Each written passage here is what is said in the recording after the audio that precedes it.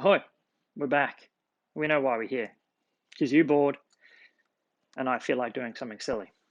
So, today we're going to talk about the spoon drill, the mighty spoon. Who would ever think a spoon's going to help you with you and your game? So, what we're going to do, how does a spoon help you? Well, it's arguably as powerful as any tailor-made driver's ever made as far as weight distribution goes to fix a slice. So, if we whack a spoon in here, we'll notice, similar to that amazing spatula flipping tool that we used last time. Haha! There's that video. We can take the spoon and pop it in here. Haha! And now the spoon gives us a little feedback. Ooh, look at that. A little feedback as to what's going on with our wrists. Now, I like to have it nice and tight. There's another training aid actually called the Tour Strike Power Click. It does the same job, but the spoon's pretty effective. So it starts to show us wrist conditions of our lead wrist. If you're right-handed, lefties can be the opposite.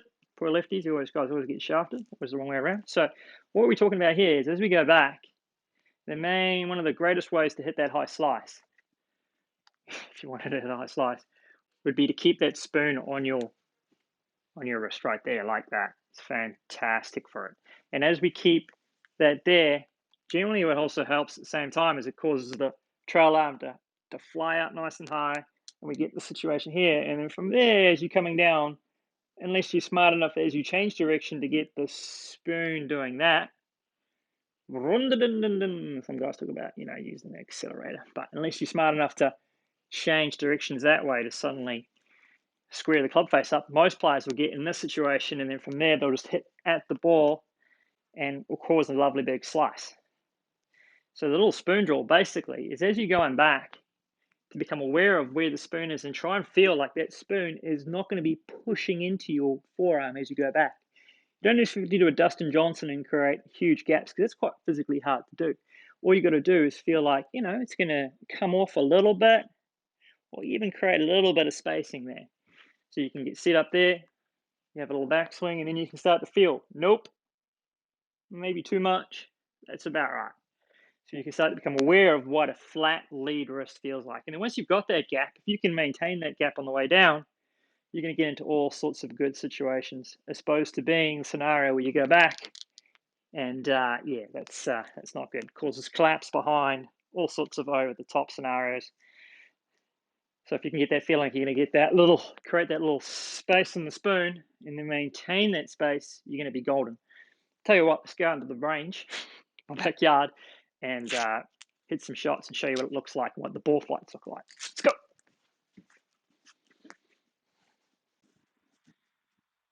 Kia ora. All right, so we're outside in the luscious, beautiful arena that is the backyard to do some testing and a bit of show and tell.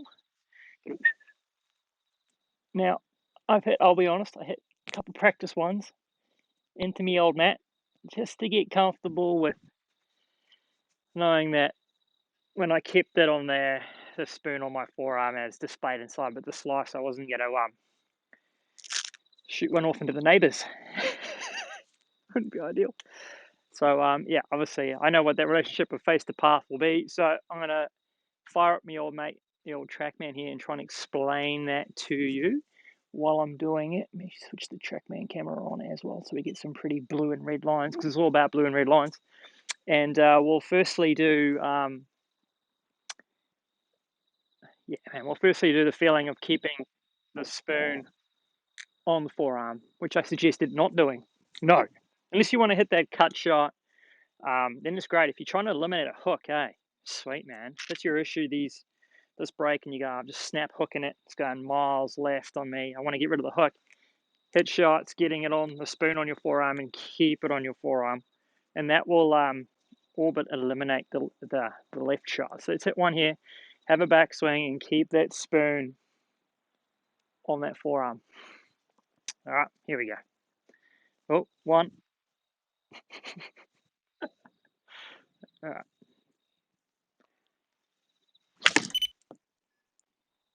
Nice. Started straight and curve to the right. Oh, surprise, surprise. Okay, so let's have a little look at this, eh? So when you're ready, mate. Let's have a look at this one first here. So instantly, amazingness. You can see here, let's get this going. So I've kept it on my fair, I've kept it a little bit of cup. So I get to the top, and you can see a nice little bit of cup hanging around up here. Not much, just a little bit, just enough to be annoying. And as I come down, I'm trying to keep that cup on my wrist. I'm not good enough, unfortunately, to keep it there for too long, but I try my best. And it leaves that club face nice and open and outside my hands, which is great for creating a path. As you can see, this lovely blue line represents off to the left, and it keeps the face nice and open, which gets the ball started on what appears like a straight line, like, yay, I've started a straight. And then it curves beautifully off to the right. Now I'm trying to load this in Super HD in the down the line camera, so I might hit another one and just change their settings to not have to be so high def, because it's having a fun time of it. And whack it off, keep it at 240 frames a second, because it's all about speed, right? I don't want to practice this too much, but you know, let's hit another one. Let's just see if that wasn't a fluke. You never know, mate. The cupping in the wrist might be the secret. Well, it's a good way, I would assume. Oh, do you watch it? Yeah, you watch it. So here's it at high speed.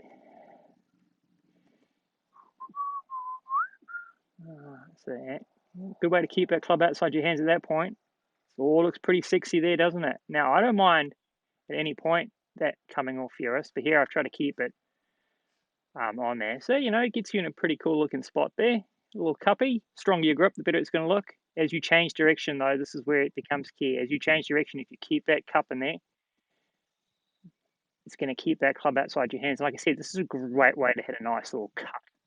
Keep that cupping in your wrist there throughout. There's absolutely no way on God's green earth. I mean, I'm a happy drawer, so I'm not going to be able to do it too well, and I definitely don't want to miss my thing. But there's no way, if I keep it on my forearm there, that I'm going to hit it left. That was a straighter one. But yeah, it's going to start straight. It's going to curve all day off to the right with a nice little interesting face-to-path relationship. It's always going to be a little bit across the golf ball, isn't it, Andy? Yeah, up, and then I go at it.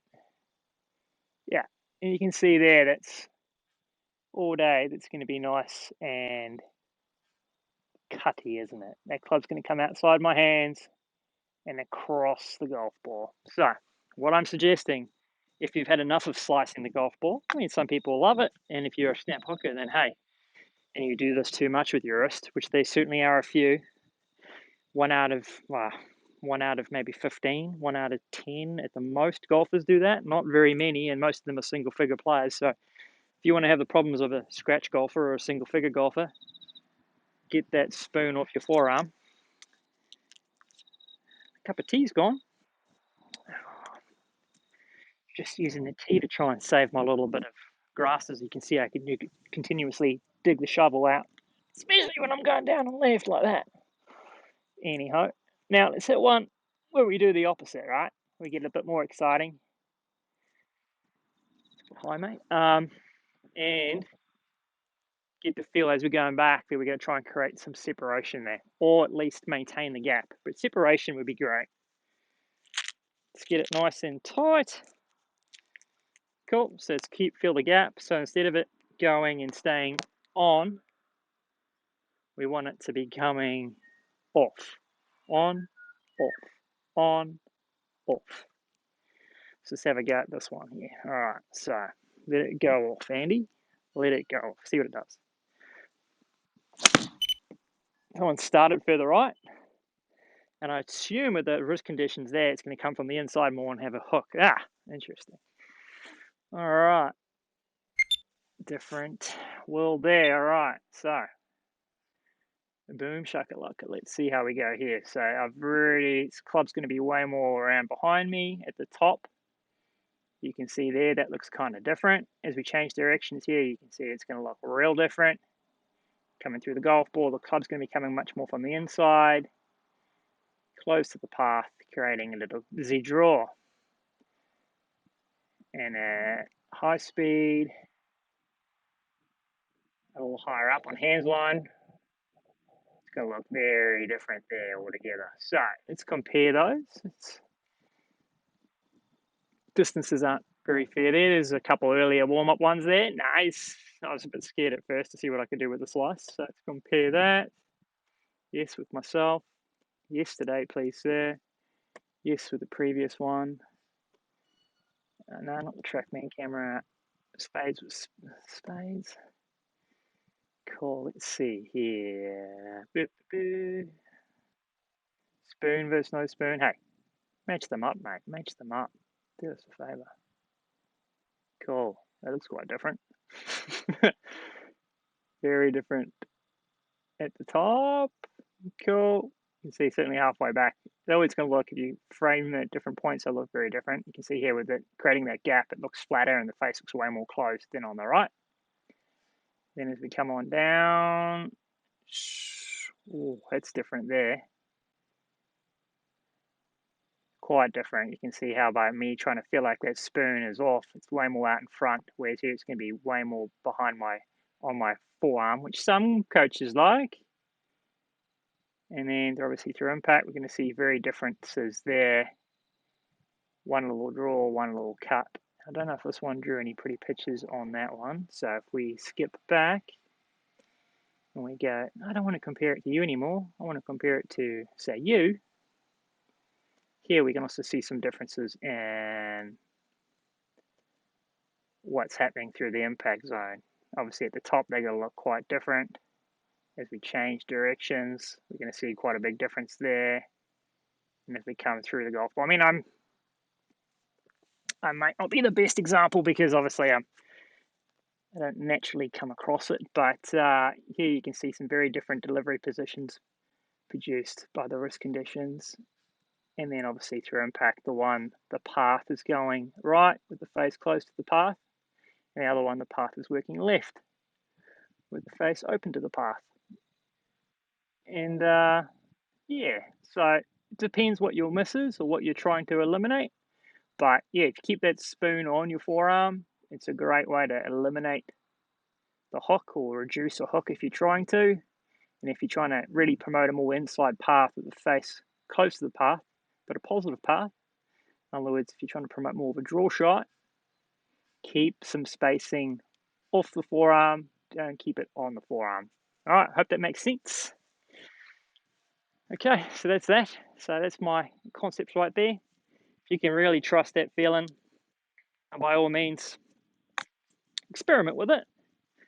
Try not to kill your neighbours, but get out on the range and give it a go. My personal preference is I'm much more of a flat lead wrist guy as opposed to a bowed lead wrist. Come on, man, find some grass. Gonna have to move my beautiful range location, right? But I much prefer to have that lead wrist either flat or even a little gap there in that spoon. And then from there, it's pretty much where I'm going to be at impact. I can just maintain that all the way through for as long as humanly possible. And then at this point here, obviously, it's going to connect back up again. No doubt about it. But it's a very affordable training aid, the Mighty Spoon. And I think she's pretty effective too at doing what she does. Certainly for creating a much more positive face-to-path relationship that I think is going to help a lot of golfers. I wonder where that one felt a little bit more pushy. Oh, yeah, no, she came back home. So that was that last one there. Was it? Was it? Oh, it was actually a bigger draw. There you go. So that's the feel there to really encourage that ball curving right to left. Use the Mighty Spoon. From your setup, it's going to pretty much, as you set up to the ball, it should be pretty much on that forearm. You might feel it there, a little bit of pressure. Then as you go, get it off. Keep it off. And then it will naturally come back on. All right? So create that gap. One. Boom. Away with the spoon right there.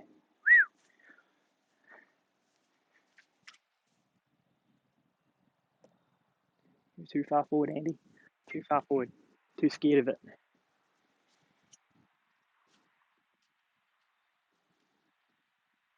attacking that ground. All right, that's all for now. Hope that made sense. And get out there and use your spoon.